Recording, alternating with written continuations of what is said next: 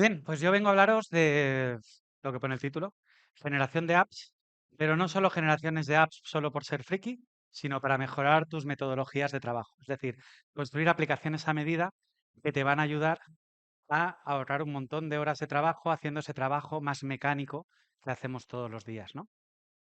Este soy yo. Me gusta más esta foto, sobre todo porque hay cachos de la cara que no se me ven. Y bueno, pues me habéis visto durante el día, pero ahora me presento. Soy Iñaki Huerta, CEO de Icahue. Y bueno, soy SEO y analista desde hace mogollón de años. Pongo 20, pero no me acuerdo. Eh, Organizador de este evento, director del máster de analítica de Webpositor Academy y un fricazo, ¿vale? Sobre todo en tema de ellas. Es un tema me está apasionando mucho y es algo que, bueno, todos lo sabemos que va a venir a cambiarlo todo, pues yo creo que nos lo ha cambiado ya muchas partes de cómo trabajamos. Y bueno, a día de hoy hay una gran verdad, y esto ya está sucediendo a día de hoy, ya sucede, y es cualquier proceso se puede automatizar, cualquiera, no se puede decir que no. Otra cosa es que lo queramos pagar, lo que vale esa automatización, pero ya ahora cualquier proceso tenemos la capacidad tecnológica de automatizarlo. ¿Cómo? Pues con programación y sistemas no code, o sea, al final pedirle a la IA que haga procesos de programación por detrás no tiene ningún sentido, sobre todo a nivel de costes, pero también a nivel de resultados, de confianza y demás. Con todo el ecosistema de APIs que ha ido surgiendo con los años y que pasa muy desapercibido, pero que es la realidad, es que estamos súper nutridos de accesos que otros ya se han trabajado cómo conseguirnos la información y, por supuesto, con la IA generativa, que nos hace esa posibilidad de donde no llegaban antes las automatizaciones, que es darle ese toque de decisión humana, esa capacidad de trabajar con datos desestructurados. ¿Qué hacemos con cada una de ellas? Pues el primero nos hace la lógica y el orden de las tareas, el segundo nos da acceso a la información que de otra forma podría resultarnos muy costosa y el tercero pues toma decisiones. Lo fácil sería decir hace magia, ¿no? Pero nos ayuda a tomar decisiones y bueno, y terminar de este flujo. Entonces yo me he inventado, por poner capturitas de sacadas con IA, me he inventado la red social Milketin, que es todo lo que está basado en un hecho real, como las películas de Antena 3, ¿vale? Está cogido otro post, pero por no ir señalando con el dedo a la gente, pues cambiamos un poco las cosas, ¿no? Al final, el primer mensaje que os quiero dar es que la automatización, donde no tenemos que aplicarla a día de hoy, donde no deberíamos hacerlo, es intentando que piense por nosotros, ¿vale? Esa parte es donde mucha gente se lanza a la piscina de golpe y le pide burradas como hazme mi plan de marketing, hazme mi auditoría SEO, genérame todo ese trabajo donde yo realmente estoy aportando valor y una IA generativa por sí sola es muy incapaz de hacerlo y con ayuda tampoco acaba de terminar, ¿no? Entonces, se trata de que nos ayudemos a trabajar en lo que es ese trabajo más de fondo, no en la parte que realmente nos hace grandes profesionales, que vendría a ser esa capacidad de pensar, de sacar unas conclusiones claras sobre los negocios. Entonces, a día de hoy tenemos IA hasta en la sopa. Ah, guay. Em, pero el problema de meter la IA en todo, a día de hoy creo yo que está en dos puntos, ¿no? Yo estoy hablando desde la perspectiva de una agencia o de alguien que trabaja in-house en un producto digital, ¿no? Tenemos dos problemas cuando metemos la IA en todo. Y el primero de todos es la pérdida de identidad. Esto sucede sobre todo cuando hacemos que la IA piense. Perdemos la diferenciación, perdemos nuestra forma de trabajar, lo que nos hace especiales, lo que hace que seamos grandes profesionales. Si empezamos a aplicar la IA en aquello que nos hace perder, que nos da la identidad, estamos jodidos. La hemos liado. Y el segundo es la deuda de conocimiento, algo que pasa desapercibido hasta que te lo encuentras, que es que cada pasito que tú das en el cual la IA ha resuelto un montón de problemas de golpe, resulta que no tienes ni idea de cómo has llegado hasta ahí. Y eso es un problema, porque cuando luego salen pollos, y los pollos aparecen, siempre aparecen, no tienes ni idea de que los ha producido. No has adquirido ese conocimiento que te hace crecer cada día cuando solucionas problemas. Esa semana tan horrible que hemos pasado porque no sabíamos hacer un ejercicio de algo y lo hemos pasado fatal, hemos mirado un montón de cosas y al final lo hemos sacado, es un aprendizaje valiosísimo. Y cuando empezamos nos lavamos las manos y que nos lo haga la IA, por mucho que haya hecho una canción que diga eso, ¿vale? Al final lo que estamos es fastidiando nuestro conocimiento y vamos sumando capas de desconocimiento en nuestros procesos. Entonces, con IA, ¿vale? Eh, yo creo, hace tiempo cuando empezamos a ver temas ya formativos internamente en Icahue, pues se me ocurrió esta regla mnemotécnica, que es decir, de qué piezas forman nuestro trabajo con la IA. Pues tres cons, ¿vale? El primero es el conocimiento. Las IAs parten de un conocimiento y nosotros tenemos que saber cuál es el conocimiento válido de estas IAs. El evergreen, las cosas que todo el mundo sabe, es algo que es confiable la IA, salvo que alucine. La segunda parte es el condicionamiento. Todas las IAs están condicionadas, especialmente Grok, porque mira los tweets de Elon Musk, ¿vale? Para ver cuál es la opinión que tiene que dar. No, es para soltar la tontería. Pero todas tienen un condicionamiento, unas instrucciones de cómo tienen que estar funcionando. Y luego tenemos el contexto, que es todo lo que nosotros le sumamos para trabajar y pedirle cosas y darle más información y demás. Si nosotros cogemos estos tres conceptos de cómo funciona la IA, lo que encontramos es que el contexto en sí mismo es nuestra herramienta para cambiar los otros dos. El contexto nos permite tanto cambiar la sabiduría, el conocimiento de la IA con la que estamos trabajando, lo cual cuando trabajamos en temas especializados y no nos vale el conocimiento básico genérico, es esencial porque tenemos que aportar ese conocimiento que solo nosotros tenemos y el condicionamiento, que lo podemos cambiar a través de instrucciones previas en los prompts o a través de metaprompts y tochoprompts que dejan muy claro cómo se tiene que trabajar exactamente para solucionar los problemas.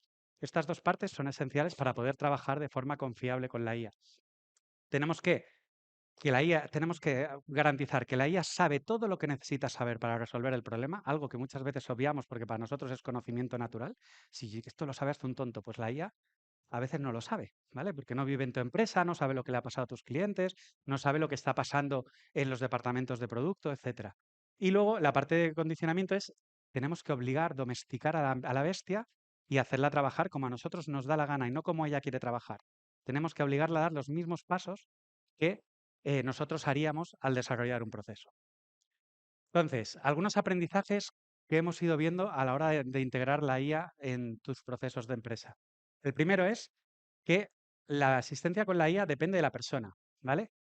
Cuando tú estás trabajando en temas de asistencia, pues coges un Manus, como decía Carlos, cogemos distintas herramientas para que nos hagan el trabajo, dependemos brutalmente de quién está tecleando y cómo teclea y cómo pone las frases y demás. Y eso para una empresa es peligroso porque no todo el mundo tiene esa solvencia a la hora de trabajar con la IA, no todo el mundo se curra los prompts y el contexto lo suficiente. Y no todo el mundo tiene la sabiduría como para saber cuándo la IA le responde bien o mal, ¿no?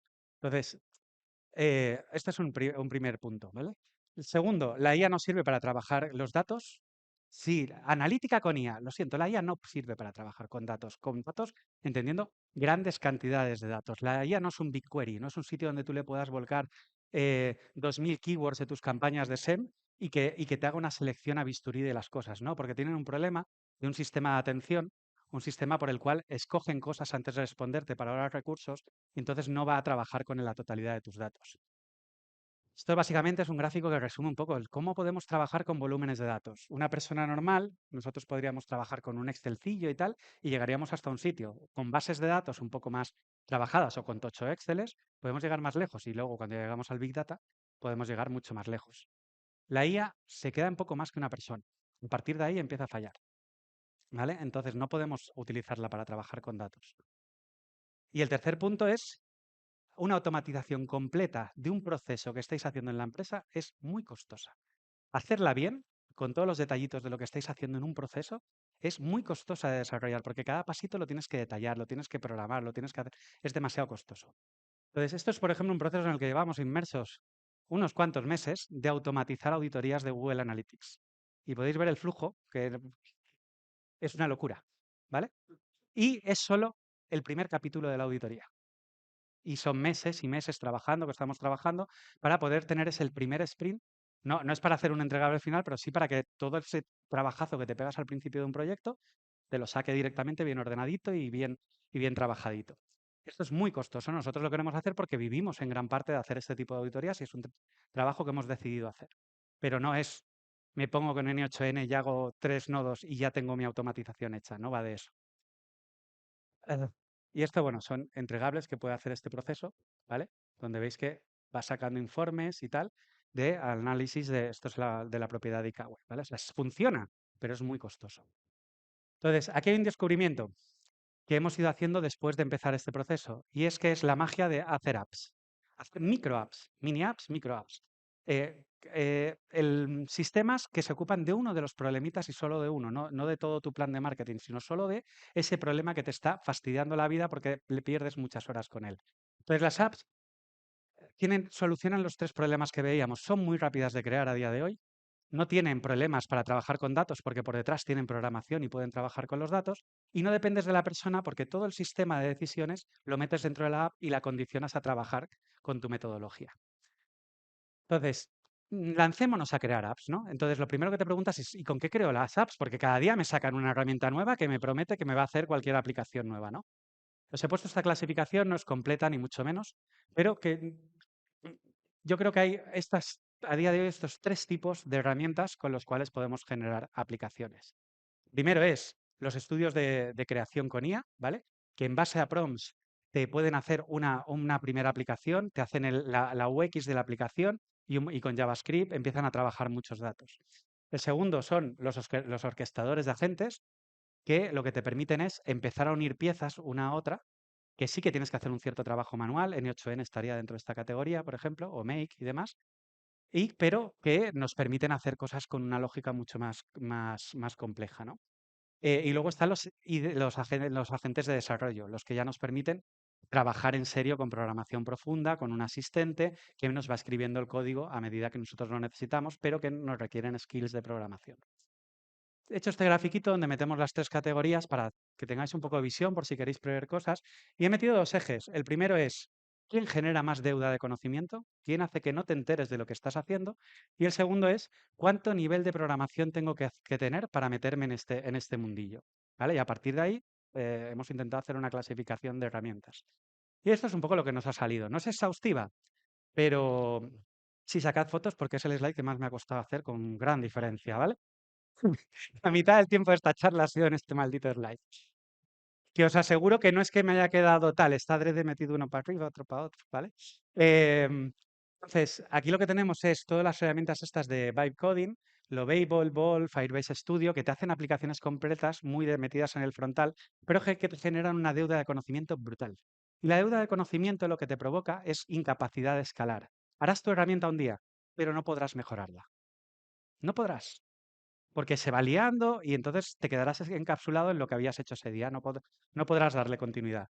Los canvas HTML, bueno, Carlos antes nos decía que hacía los grafiquitos con ellos, son la leche. O sea, te pueden hacer cualquier frontal de una web en segundos y si utilizáis modelos que tengan thinking, que tengan la parte de razonamiento, lo pueden llegar a hacer muy bien y cosas muy complejas. Los constructores de agentes, hemos estado ahora viendo un ejemplo de ellos, ¿vale? Pero que te trabajan mucho en la línea de los agentes. GPT también sacó su Agent Builder hace relativamente poco, pero se quedan muchas veces, aunque el caso que ha explicado Daniel te permite conectar con terceros, no es lo normal. Lo normal es que se queden encapsulados en gasta tokens del mío, ¿no? Tú miras el de ChatGPT y es gasta tokens de ChatGPT, quédate conmigo. Y las automatizaciones low code y demás van muy bien, por eso están proliferando como están proliferando, porque te generan pues esa capacidad con multitud donde puedes encadenar agentes y puedes hacer un montón de burradas. A nivel de desarrollo tenemos los famosos Replit, Cursor, Gemini Code Assist, que te ayudan a hacer toda esta parte de código. Los copilotos, que fueron de lo primero que salió, pero que los de arriba se los están comiendo, y los frameworks de agentes IA, que ya son programación pura, pero que te permiten realmente con programación encadenar agentes, a conseguir el agent to agent y este tipo de cosas. De todo esto, ¿qué es lo que tiene que utilizar alguien que no se dedica al desarrollo, alguien que no tiene como core hacer grandes aplicaciones? Pues estaremos de acuerdo que tenemos que irnos para allá. Tenemos que irnos a las zonas donde nos generan menos deuda de conocimiento y al mismo tiempo no necesito que todo el mundo sepa programar, que todo el mundo se pueda meter en todo esto. Entonces, el primero con el que nos quedamos es utilizar Canvas HTML. Poca deuda porque es bastante fácil lo que están haciendo. No necesitas poco conocimiento, pero tienes un problema. Solo te van a hacer HTML y JavaScript, no se van a conectar a cosas. Entonces, a partir de ahí, el truco está en decir, oye, ¿y si utilizo dos? ¿Y si cojo y la limitación del Canvas HTML la arreglo con esos flujos fáciles de crear que le permiten a ese HTML que he creado tener superpoderes, ¿no? Y esto es lo que nosotros estamos haciendo en Ikawa a día de hoy. Generar Canvas HTML y orquestar y tener una serie de endpoints con los cuales vitaminar toda esta parte para que puedan hacer lo que les dé la gana. Ya no son solo HTML, ahora es una aplicación que puede conectarse a lo que sea y que la fabricas en minutos. Entonces, ¿qué hacemos? Generamos una aplicación HTML a base de prompts, prompts muy currados, pero prompts, y luego le damos acceso, le vamos generando accesos para que se conecten a Google Analytics, a Google Search Console, a Google Ads, puedan enviar un email, puedan enviarte una alerta por, por, por- no me sale Google, Google Chat, ¿cómo se llama? Da igual, por cualquier sistema. Entonces, el HTML gobierna la app y N8N en nuestro caso, nosotros trabajamos sobre todo con Gemini, pero y N8N, pero podríais poner cualquiera de las que estamos viendo. Aquí va un poco a gustos del consumidor. Entonces, y este es el portal de aplicaciones que estamos poniendo, está público, hay muy poquitas aplicaciones públicas, ¿vale? Ya iremos creciendo, ¿vale? Em, pero que 5 ya, me voy a pasar. Eh, lo siento. Y que podéis ir viéndolas, pero son demos de cosas que estamos haciendo de este estilo. La de verdad es que esto tiene un login, no es un login que robemos el email, podéis entrar, no nos guardamos el email, ¿vale? Pero nosotros en realidad tenemos esto, ¿vale? Un montón de aplicaciones que estamos generando que cada una cumple un cometido de nuestro trabajo diario y cada una de ellas está desarrollada por lo general en menos de una semana. Y no en una semana full, una semana a golpes de trabajo muerto, ¿vale? O sea, es bastante sencillo entrar aquí. ¿Qué tenemos? Pues, por ejemplo, este analizador de atribución a partir de los datos de Google Analytics, que te puede volver a meterte en el mundo de GA3 con primer touch, segundo touch y todas estas cosas que echamos tanto de menos en Analytics. Tenemos aquí un analizador de Google Tag Manager que te dice el potencial de optimización del código que tiene cada uno de tus tags, si tienes duplicados, si tienes si tienes problemas, te da una primera criba. Tenemos un generador de planes de medición que se te pone a escribir directamente el flujo y todo esto está programado, lo ha hecho con un prompt, el solito, grafiquitos que puedes mover con el ratón y hacer ya tu entregable directamente. O tenemos un reformateador de logs, que este está gratis, lo podéis ir a ver, que lo que hace es que tú le metes cualquier log, con la IA mira la estructura del log y te lo generan en CSV, cogiendo datos de Googlebot y de BotSIA y y te lo pone facilón de mirar y clasificadito para que te lo lleves a un Excel o a donde quieras y lo trabajes. Son ejemplos, ¿vale? ¿Cuándo creamos apps? Pues las tenemos que crear primero cuando hacemos cosas que repetimos cada 2 por 3, porque si no, no tiene sentido. Eh, Cuando tenemos claro cómo se hace ese trabajo y no simplemente lo hacemos por intuición, sino que podríamos darle una clase a alguien de cómo se hace ese trabajo, y cuando se supone alguna de estas cosas. Que las pongo muchas horas, trabajo tedioso, observa muchos datos, tu equipo está sobrecualificado para esas tareas y le cabrea hacerlas, ¿vale? Pero que básicamente es cuando lo que queremos hacer con todo esto es dejar de hacer todo ese trabajo tedioso que nadie quiere hacer en la empresa. Para eso sirven las apps, para que te hagan todo ese trabajo poco a poco cada vez más. Eh, no solo usamos eso. Esto, por ejemplo, es el centro de formación que tenemos que está hecho con Lovable. ¿Vale? ¿Por qué? Porque esta no era una aplicación que quisiésemos escalar y era mucho más rápido hacerlo con una aplicación que nos generaba deuda técnica. Pero por lo general tiramos por el otro lado. ¿Vale? Em, ¿Quieres empezar a generar apps automáticamente? Voy a ir muy rápido porque voy pasadísimo de tiempo. Esto es K-Pop Demon Hunters. Los que tengáis niños, es brutal. ¿Vale? Eh, y bueno, 8 pasos para crear tus apps. Son estos de aquí que los paso rápido. El primero, la desagregación funcional. En lo que más tiempo deberíais dedicar es aprender a separar en pasitos todo lo que haces. Mi forma más fácil de explicar todo esto es, si tú tienes que escribir un gira, un ticket a alguien que no te fías, que siempre hace mal el trabajo y hace lo que le da la gana cuando le pides las tareas, ¿qué harías? Detallarle cada pasito, que no se pueda equivocar. A la IA lo mismo. Entonces, esto es coger una tarea genérica, dividirla en pasos y cada paso dividirlo en microtareas y dejarlo todo bien prompteado. ¿Vale? Algo tan tonto como una cena con los amigos se divide en todos estos pasos y en todas estas microtareas que serían lo que tenemos que hacer. Entonces, hay que dedicarle tiempo y la IA lo hará exactamente como tú quieres. Importante, eh, esto es lo que nos va a hacer no tener pérdida de identidad y poder usar la IA sin miedo. Porque si lo definimos tal, todo lo hará exactamente como queremos. Y eso es la mejor forma de trabajar. Segundo, aprende a trabajar con Canvas. Os por eso Gemini, porque es lo que nosotros usamos. Seleccionas Canvas, ¿vale? Genérame un Canvas HTML de una página web que diga, hola, gente del CONIA Digital. Tú le das, le dices que quieres un Canvas HTML y ta, ta, ta, ta, ta, ta, se pone a trabajar. He puesto el Flash, habría que hacerlo con el otro modelo, pero ya está. Hola, gente del Conía Digital. Ya tenéis una app. Por supuesto, con otro tipo de prompts quedarían otro tipo de cosas.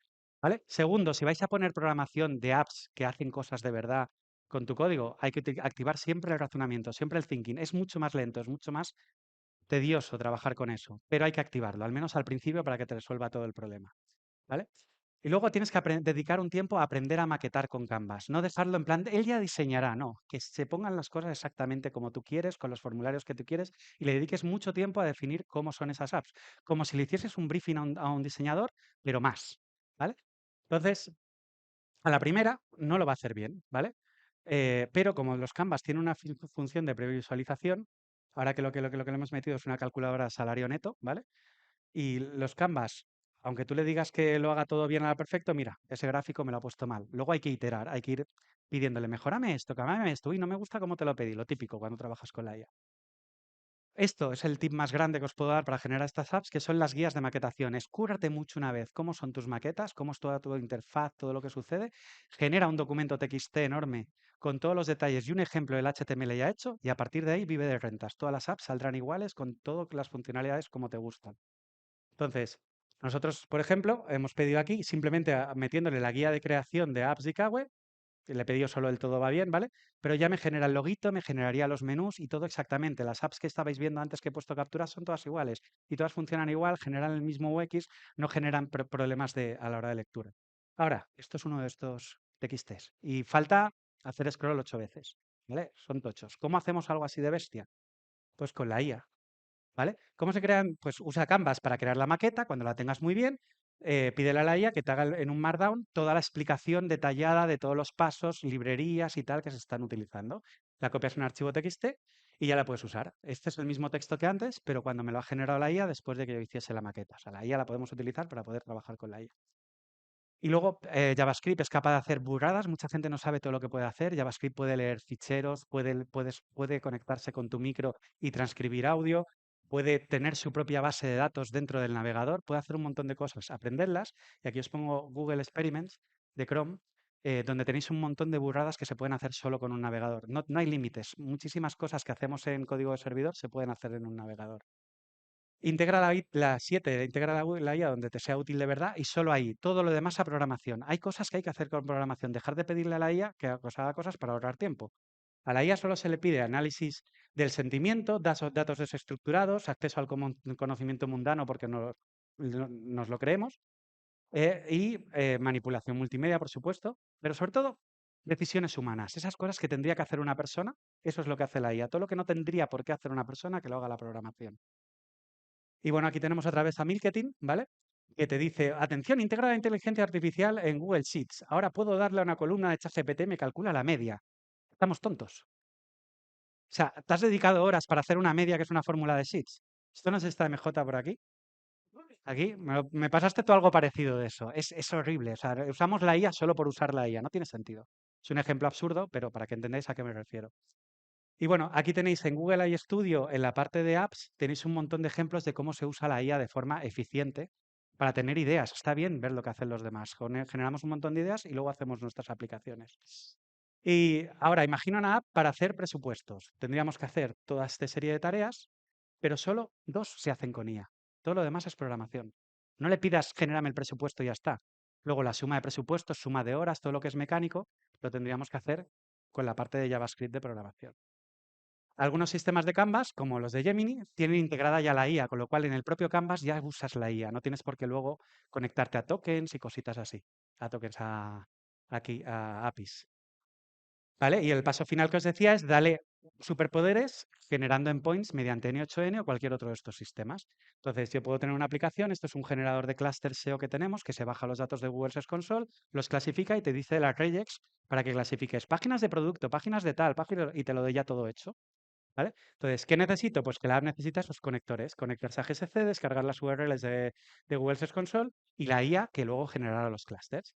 Entonces, le aplicamos algo tan sencillo como esto, 3 noditos, ¿cuánto tardas en hacer esto? Una tarde. Y ya tienes un generador de clusters, ¿vale? Y el de toda la interfaz y todo lo demás se encarga el otro. Y veis que nos clasifica todas las URLs, se las baja y te dice qué peso tienes por tipología de URL. Y son 2 días de trabajo hacer esta aplicación. Y nada, estos serán los 8 pasos. Espero que os haya dado ideas a pesar de que haya corrido dándolos, ¿vale? Y veis que se pueden hacer cosas muy chulas en muy poco tiempo, simplemente aprendiendo a usar las herramientas en cada uno de los sitios. Deciros además que vamos a lanzar en YouTube un programita que se va a llamar Hecho con IA, donde no solo hablaremos nosotros, sino invitaremos a distintas personas, donde nos explicarán cómo están haciendo este tipo de aplicaciones cada uno en su entorno, paso a paso, para que sirva de ejemplo a todo el mundo y de paso nosotros cotillear qué es lo que hacen, claro. Y nada más. Muchas gracias.